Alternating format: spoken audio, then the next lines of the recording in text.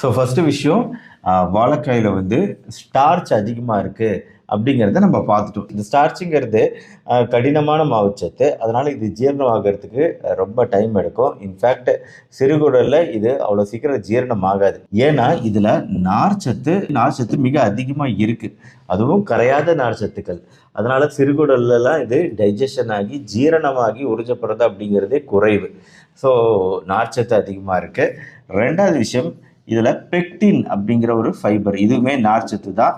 இந்த பெக்டின் அப்படிங்கிறது வாழைக்காயில் அதிகமாக இருக்குது. ஆனால் இந்த பெக்டின்ங்கிறது வாழைப்பழமாக மாறும்போது இந்த பெக்டின் போயிடும், கரைச்சி போயிடும், இருக்காது. ஆனால் வாழைக்காயில் தான் பெக்டின் இருக்கும். சரி, இந்த பெக்டின்னால என்ன டாக்டர் யூஸ் அப்படின்னு கேட்டிங்கன்னா, மெயினாக ரத்த சர்க்கரை அளவுகள் அப்படிங்கிறது கண்ட்ரோலில் இருக்கும். அதாவது குறையும் ஆக்சுவலாக இந்த வாழைக்காயில் இருக்க நார்ச்சத்துனால, பெக்டின்னால. இன்னொன்று நம்ம ஜீரண மண்டலத்துக்கும் நல்லது.